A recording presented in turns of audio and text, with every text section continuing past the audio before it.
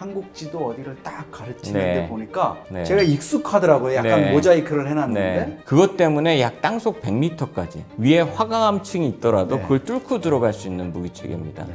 한미가 결심하면 김정은도 그렇게 할 수 있습니까? 없습니까? 할 수 있습니다. 네. 당장 할 수 있습니다.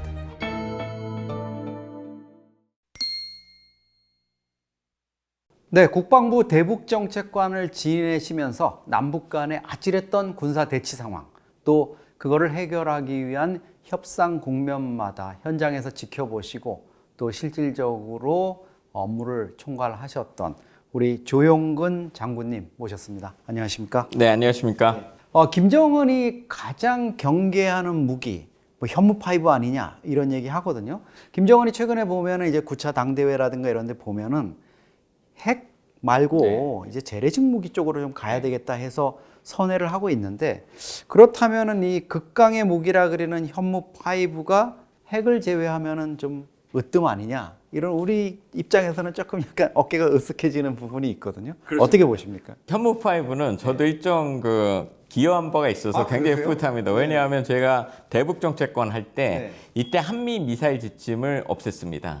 그것 때문에 사실 가능해졌죠. 그 미사일 지침 때문에 탄두 중량, 사거리가 무제한으로 만들어지면서 우리가 만들어낼 수 있는 무기 체계이기 때문에 굉장히 뿌듯합니다. 핵이 가장 두려운 것은 핵이 대량 살상 무기입니다. 한 번 쓰면 끝나는 전략 무기이기 때문에 이것을 억제하려면 사실 최고 지도자의 판단이 너무 중요한데, 이걸 쓰면 너는 죽는다라는 그러한 굉장히 강한 억제력을 줘야 되는 차원에서 만들어진 무기체계입니다. 네. 이 현무5는 기존에 이렇게 강력한 무기체계를 사실상 만드는 나라는 우리나라뿐이 없습니다. 네. 통상 우리가 알고 있는 핵보유국들은 핵을 갖고 있는데 우리는 핵을 갖고 있을 수 없는 나라이기 때문에, 그러면 북한이 만약에 핵을 쓰다면 반드시 죽는다라는 그런 입장을 전달해 줘야 되는 차원에서 그것을 위해서 만들어낸 무기체계였고, 이게 어떤 정도의 무기체계냐면 사실 북한군도 마치 전쟁이 나면 땅속으로 들어갈 뿐이 없습니다. 우리도 마찬가지고. 그리고 이 포탄이 두려워서 그것 때문에 약 땅속 100m까지 위에 화강암층이 있더라도 그걸 뚫고 들어갈 수 있는 무기체계입니다. 이게 쏘면 밑으로 엄청난 운동 에너지로 때려서 폭발력으로 그걸 죽여야 되기 때문에 거의 우주로 날아갔다가 다시 떨어지는 그러한 무기체계입니다. 그러니까 우리는 핵이 없기 때문에, 핵이 없지만 반드시 김정은을 억제시켜야 되는 그런 차원에서 만들어진 괴물 미사일이라고 얘기하고, 그렇죠. 제가 알기로는 일단 현무5가 이제 전력화가 된 겁니다. 그러니까 전력화가 되니까 한 발 갖고는 큰 의미가 없기 때문에 우리가 이것이 실제적으로 무기체계로 쓰려면 수십 발 이상을 갖고 있어야 그것이 이제 북한한테 위협이 돼서 북한한테 보여주는 것이 굉장히 억제를 쓰는 무기체계이기 때문에 핵을 쓰면 반드시 이것이 수십 발이 날아가서 김정은을 억제할 수 있다는 걸 보여주려면 사실 공개를 어느 시점에는 해야 되는 부분이 있었던 겁니다. 굉장히 특이한 미사일입니다. 왜냐하면 대부분의 미사일은 오로지 폭발력을 만들어서 사람을 죽이겠다는 건데, 이거는 오로지 한 곳만 정확하게 때려서 그 밑에까지를 다 부셔버리겠다는 그런 미사일 체계이기 때문에 북한의 전쟁 지도부를 딱 노렸던 그런 미사일 체계라고 생각하시면 되겠습니다. 저도 뭐 실제로 사용하는 거를 보지는 못했지만 그 이스라엘이 하마스 근거지 포격할 때 보니까 이 벙커버스터를 썼는데 진짜 지름 한 3, 4m 되는 구멍이 아래 끝없이 무슨 터널 들어가듯이 그렇게 뚫어버리더라고요. 네, 그러니까 아예 지하로 뚫고 들어가서 퍼지는 그러한 무기체계입니다. 김정은이 정말 이 현무5의 위력이 무서웠는지 그 주요 군 지휘관들 훈련받는 지역에 가가지고 화면 모니터에 한국지도 어디를 딱 가르치는데 보니까 제가 익숙하더라고요. 약간 모자이크를 해놨는데 그게 보니까 이 현무5를 운용하는 우리 그 모 부대 있지 않습니까? 김정은이 정말 이 현무5를 의식하는구나. 의식하죠. 예. 그 여동생인 김여정이도 막 그때 노발대발 했잖아요. 저희가 공개했을 때 핵국가 앞에서 감히 너희가 이랬는데 실제로는 핵은 쓰지 못하고 현무5는 공국의 무기고. 그러니까 2022년도에 북한의 핵무력 정책법을 만들었을 때 거기에 무슨 조항이 들어있냐면 전쟁 지도부, 그러니까 김정은을 의미하는 건데, 그 뭐 굉장히 위험에 처했거나 선제 공격을 당할 뭐 임박했거나 이러면 반드시 핵으로 보복하라는 내용이 들어 있습니다. 그것의 핵심이 사실 제가 보기에는 현무5입니다. 그러니까 현무5에 대해서는 굉장히 공포스러운 것이죠. 근데 현무5가 뭐 현무7까지 있다 이런 또 전설적인 얘기도 들리고 이러는데 이렇게 한국이 정말 전 세계가 놀랄 정도로 핵폭탄급이다 이러는데 그거는 조금 과장됐다 막 이런 얘기가 나옵니다. 산출석으로 몇 개를 합치면 그 이제 그렇죠. 된다는 건데 그거는 그러려면 좀 많이 필요하고 이렇게 엄청난 미친 화력을 가지게 된 결정적인 계기 그 배경은 뭡니까? 결국은 북한의 위협인 거죠. 그러니까 일단 6.25 전쟁의 교훈에서 시작되는 것인데 우리가 이제 70% 이상이 산악 지역이지 않습니까? 그러니까 대부분 6.25 전쟁에서 우리가 고지전 이런 거 했을 때 대부분 포격전이었습니다. 그러고 나서 이제 중국인민지원군이 참여를 했는데 여기는 또 인해 전술이었던 겁니다. 그러니까 미군이 처음으로 인해 전술에 당해 본 겁니다. 그때 그 당시에 벤플리트 유엔군 사령관이 이게 뭐 묵지막지하게 내려오니까 이걸 어떻게 막아낼 것이라고 했을 때 벤플리트 탄약량이라는 걸 이제 처음 얘기해서 원래 전쟁이 나면 하루에 쓸 수 있는 탄약량이 정해져 있었습니다. 근데 이렇게 써도 저쪽 인원이 너무 많으니까 그 인원대로 막 이렇게 이걸 죽여도 계속 올라오니까 무제한 탄약량을 써라. 그래서 그 당시 융단 폭격이라든가 하여튼 하루에 무제한으로 탄약을 쏘면서 중공군이 전멸된 적이 있었습니다. 그러니까 이런 전술이 되면서 북한도 이제 전쟁이 끝나고 이게 한반도는 포격전이 너무 중요하구나라고 해서 장사정 포가 제일 중요하다고 그 당시 믿었던 거고 우리 역시 저 북한의 포격전에 대응하려면 우리의 포격도 강해져야 되고 미사일도 많아져야 되고 이런 것이 정말 중요하구나라는 생각이 들면서 이렇게 화력들이 세지게 된 것이죠. 우리 군에서 북한 핵의 사용 가능성 이런 것들 어떤 기준으로 판단하고 있나요? 그러니까 핵을 쓸 수 없다 이렇게 말씀은 하셨지만 그래도 군 입장에서는 어떤 핵에 대한 대응은 충분히 세우고 있지 않습니까? 그렇죠. 그러면 얘들이 이런 정도 상황 되면 핵을 쏠 수도 있다 이런 어떤 그 선이 있을 거 아닙니까? 레드라인이. 그러니까 사실은 전쟁 초기에 쓰기는 어려운 무기체계입니다. 만약에 전쟁 초기에 쓰면 말씀하신 대로 북한은 전멸할 겁니다. 갑자기 그냥 뭐 에잇 하고 누른다 이런 건 없는 거죠. 그런 건 없는 것이죠. 북한이 핵을 쓰는 것은 김정은이 아마 죽기 전이거나 체제가 붕괴돼서 더 이상 뭐 이 전쟁을 이렇게 해도 죽고 저렇게 해도 죽고 하기 전에 이제 핵을 쓸 가능성은 분명히 있는데 그래서 핵 지휘 통제에 대한 부분이 아마 굉장히 저희는 관심이 많은 거죠. 그리고 핵의 문제의 가장 큰 것은 중앙 집권적일 수뿐이 없습니다. 그렇죠. 네. 특히 북한 체제 같은 경우는. 핵은 최고 지도자가 사실 꼭 눌러야지만 눌러질 수 있는 거라 북한은 핵은 그렇게 쓸 수 없습니다. 최고 지도자만 제거해 버리거나 그 지휘 통제만 건드려 버리면 사실 북한은 핵무기는 쓸 수 없는 무기 체계인 거죠. 북한이 정말 핵을 쓴다 이럴 경우에 우리가 물론 거기에 대해서 2차 반격을 하거나 이럴 수 있겠지만 우리 쪽의 피해도 불가피한 겁니까? 북한이 핵을 쓰게 된다면 그거는 불가피하죠. 그러니까 핵을 쓰지 못하도록 하는 것이 그게 최선의 전략이긴 하겠네요. 그다음에 핵은 핵무기로만 막을 수 있는 겁니다. 그게 이제 국제 정치학의 핵에 관련된 정책인데 그럼 우리는 핵이 없지 않습니까? 한미 연합 방위 태세이기 때문에 북한이 핵을 쓰면 반드시 미국 핵에 의해서 공격받게 되어 있는 겁니다. 그렇죠. 예, 그렇기 때문에 많은 국민들이 우리는 핵이 없지 않냐가 아니고 확장 억제 전략을 하고 그걸 매번 확인하는 겁니다, 미국이. 그 다음에 독자적인 체계도 있습니다. 굉장히 삼축 체계라고 부르는 킬체인. 제가 말씀드린 대로 정찰 감시를 24시간 다 하고 있다고 했지 않습니까? 만약에 핵무기가 올라가는 그러한 탄도미사일을 보면 미리 먼저 때려버리는 거죠. 못 쓰도록. 네, 그 다음에 사실상 올라오더라도 우리가 맡고 있는 KAMD 이런 것으로 떨어지기 전에 하늘에서 터뜨려버리는 그러한 체계들이 상당히 많이 갖춰져 있고 마지막 KMPR이라는 그 삼축 체계 대량 응징보복. 네. 그게 핵심이 일단은 현무5입니다. 쓰면 김정은은 죽는다. 그때 현무5가 나오는군요. 네, 그것도 있고 우리 특수임무부대도 있고. 말씀하신 거 보면은 여전히 한미 또 일까지 포함해서 북한 비핵화에 대한 그런 것들은 여전히 원칙적으로 유지되고 있는 거 아닌가 이런 생각이 드는데요. 북한의 비핵화는 우리의 목표죠. 한미일의 궁극적인 목표죠. 사실 핵을 너무 없애고 싶죠. 근데 그 핵이 우리의 바람대로 그렇게 쉽게 없게지지 않아서 가장 중요한 것은 북한의 핵을 더 이상 못 만들게 하는 것이 그게 가장 중요한 지금의 할 수 있는 일인 그렇죠. 것 같습니다. 네. 매년 10개에서 20개의 핵무기를 만들 수 있는 핵물질을 생산하고 있습니다. 이게 2018년도에 합의가 됐다면 지금은 이제 많은 숫자를 덜 만들었을 텐데 수치적으로만 따져도 7, 80개의 지금 핵무기를 만들 수 있는 핵물질을 2018년 이후에 만들어낸 것이기 때문에 남북 합의가 이제는 어려워진 상황에서 트럼프 대통령이 하여튼 북미 합의를 통해서 일단 만들어진 핵무기에 대해서는 핵물질 생산은 더 이상 하지 말자. 이제 우리가 합의를 해 나가자라고 하는 것들이 가장 빠르게 비핵화로 접근할 수 있는 방법이라고 생각합니다. 말씀하신 대로 이제 한반도 문제, 남북 관계에서 사실 중국 변수도 미국 변수 못지않게 이제 중요해지는데 최근 평양에서 열린 시진핑 주석과 김정은 북한 국무위원장의 정상회담에서 핵 얘기가 어쨌든 공개석상에서 전혀 나오지 않고 양측 발표에도 없었습니다.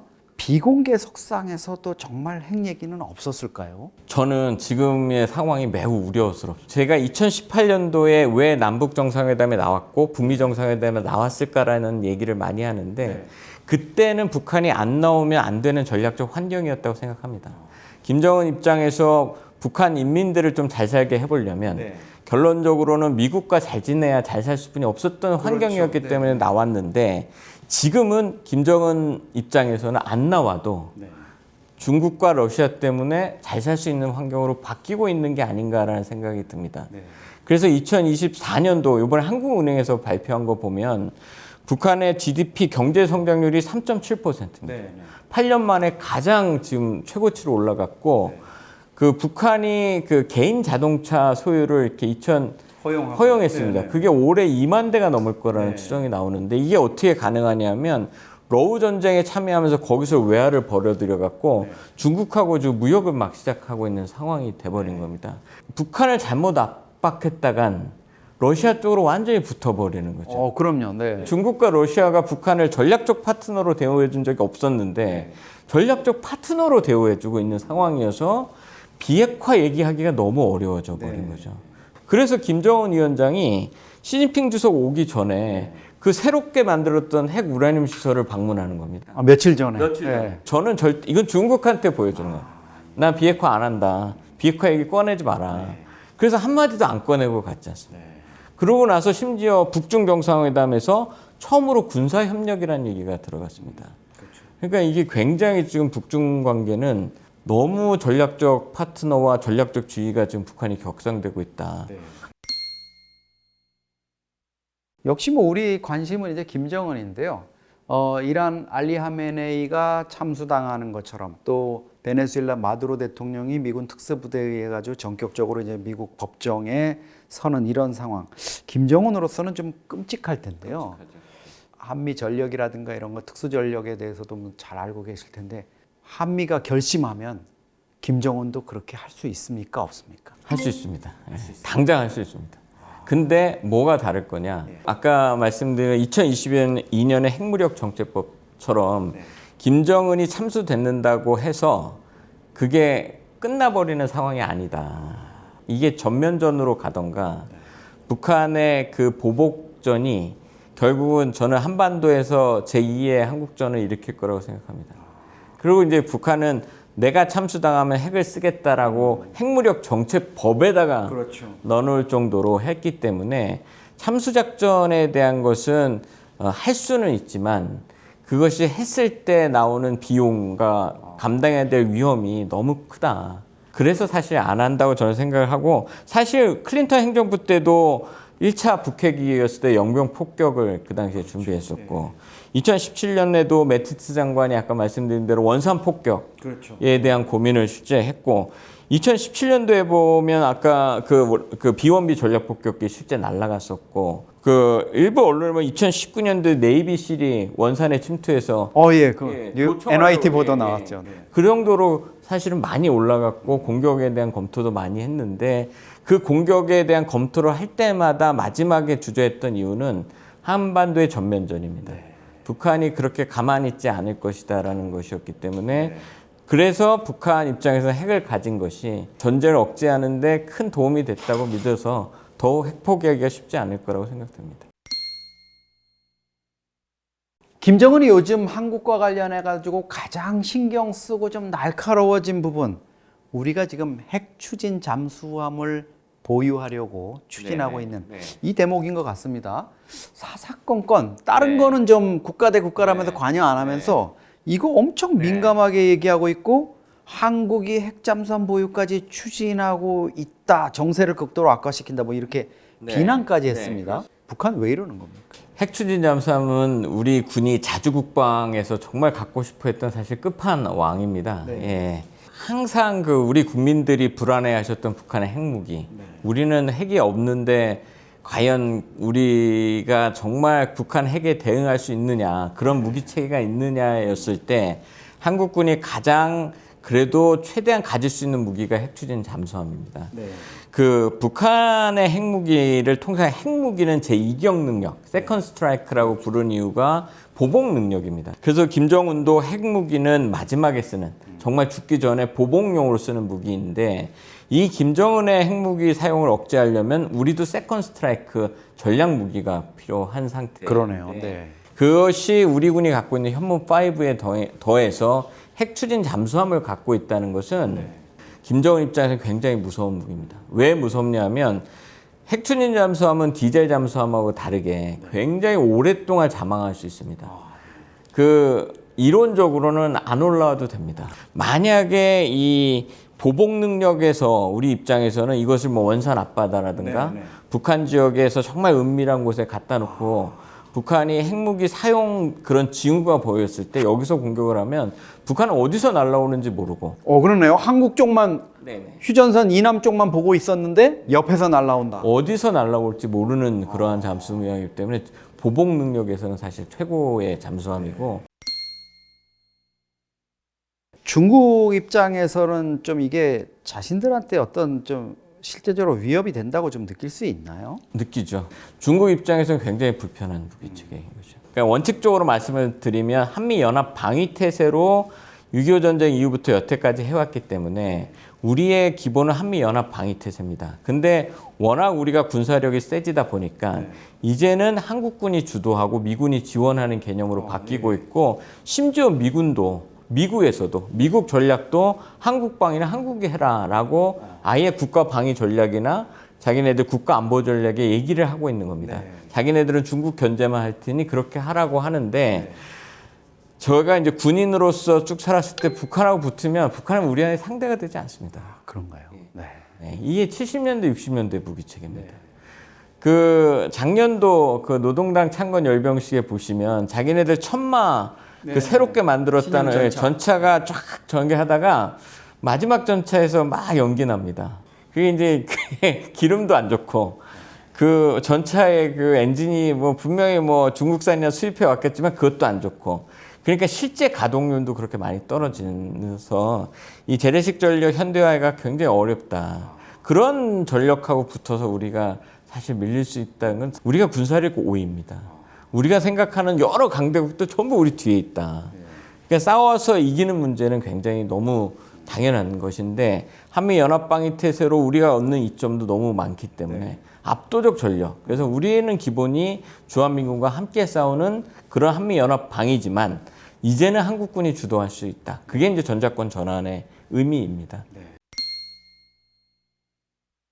사실 미래 전쟁에서 또 가장 중요한 무기, 뭐 핵을 우리가 거론하지만 핵이라는 게 좀 쉽지 않은 이런 상황이면, 미래라는 게 결국 인공지능 AI라든가 이게 이제 전쟁에 결합되는 부분, 아니면 뭐 드론 전력이라든가 이런 여러 가지 좀 미래전에 대한 어떤 변화, 이런 거에 대한 예견들이 있는데, 그 장군님께서는 앞으로 전쟁 또 무기체계, 특히 남북관계 한반도에서는 어떤 부분을 좀 유의해서 봐야 된다고 생각하세요? 저는 그 러우 전쟁과 이런 전쟁이 너무 흥미롭습니다. 그러니까 제가 어디 가서 어떻게 얘기하냐면, 이제는 과거에, 그러니까 우리가 6.25 전쟁에 봤던, 아니면 1990년대 이라크전에서 봤던 기동전이라고 얘기하는 이 기계화 부대, 아주 그냥 대규모의 기계화 부대가 돌파해 나가면서 하는 이런 기동전은 끝났다.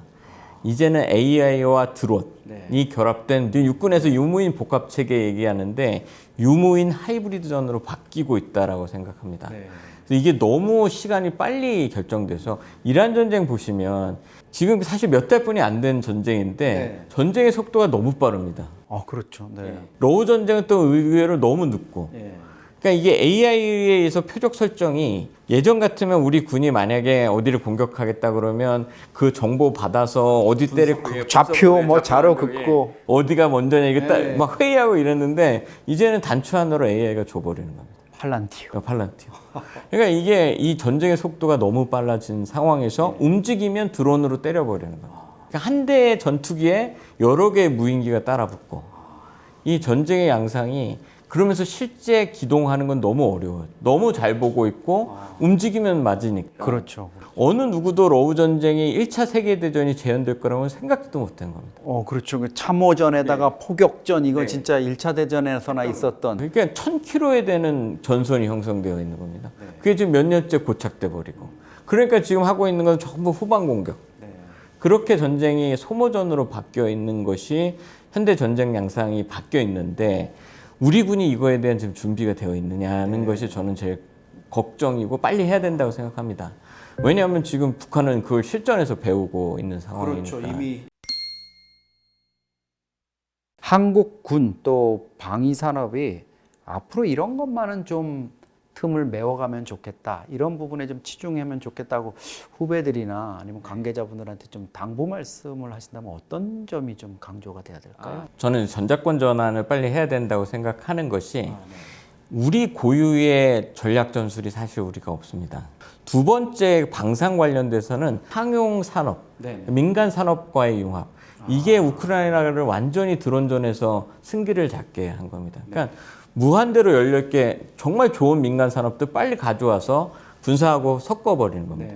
우리나라는 이게 방위산업 절차가 요번에 나오는 KF-21이 2001년도에 김대중 대통령이 국산 전투기를 만들자고 하고 25년 만에 처음 양산 전투기가 나오지 않습니까? 너무 오래 걸립니다. 이렇게 해서는 이제는 지금 저걸 쓰지만 상용 민간하고 결합되는 이것을 저가용 드론들을 만들어내는 이 체계를 빨리 배워야 한다. 그것이 전쟁 양상을 바꿀 수 있는 방산으로 바꾸고 있기 때문에 그런 부분에 대해서 조금 우리가 더 들여다볼 필요가 있다.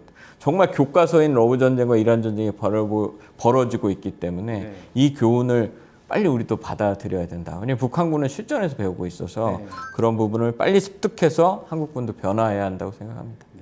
북한과 직접 협상을 하시면서 오랜 기간 쌓아온 경륜이 또 있으시고요. 지금은 이제 대학에서 호학들을 또 가르치시면서 여러 가지 축적된 지식들, 또 인사이트 있는 어떤 비전들, 좋은 말씀을 해주셨습니다. 조용근 전 국방부 대북정책관님 모시고 말씀 들어봤습니다. 감사합니다. 감사합니다.